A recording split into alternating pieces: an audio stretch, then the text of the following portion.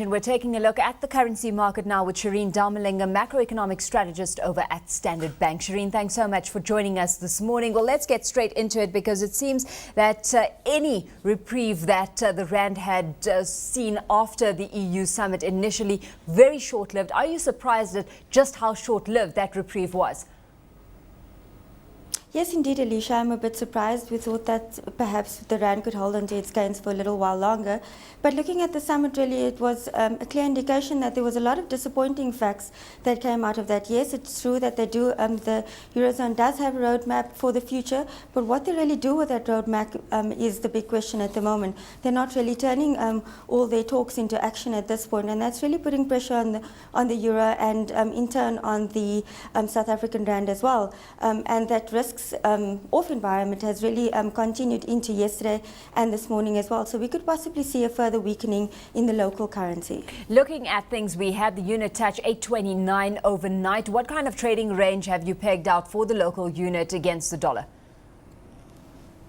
Well, our initial expectation was for a range of about 8 Rand, 8 cents to 8.20, but it did breach that. And if we do see a sustainable breach above 8.29, we could see a move towards 8.33 and possibly even 8.45. Of course, some of that risk aversion further exacerbated by the kind of warnings that have come out of Moody's, warning of multiple European rating downgrades yesterday, and that following some of those similar warnings we heard from S&P last week. Shireen, how are you sifting through all this kind of commentary that's hitting the markets in a very big way?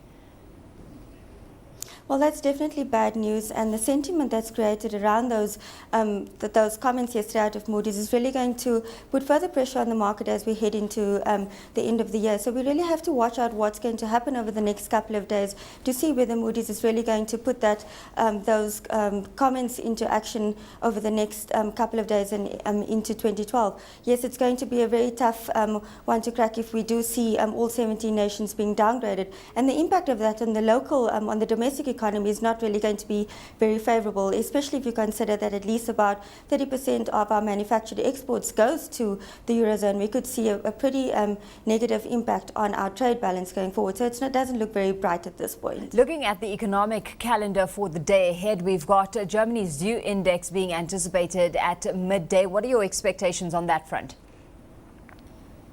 Well, there is some concern that it could possibly come in slightly lower than expected, and that could also put pressure on the euro. We also have the advanced retail sales data coming out of the United States at the end of the day, and that's expected to show a slight improvement, and it's more or less in line with what we saw coming out of the University of Michigan consumer confidence.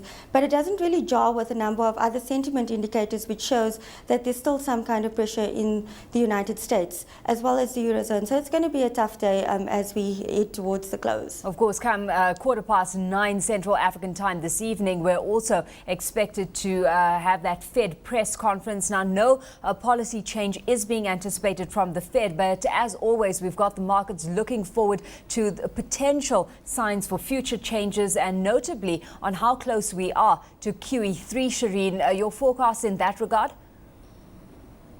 Well, as you mentioned, we're also sitting pat and no change in rates. But with regards to QE3, we have to watch very carefully with what Bernanke is going to be talking about and whether we could possibly see that. And if there is any mention of that, it's really an indication that the United States is in more trouble than what we had initially anticipated. And your previous speaker alluded to the fact that if you look at just the United States, it's probably in a worse situation than what the Eurozone is in currently. So it's going to be quite an interesting day.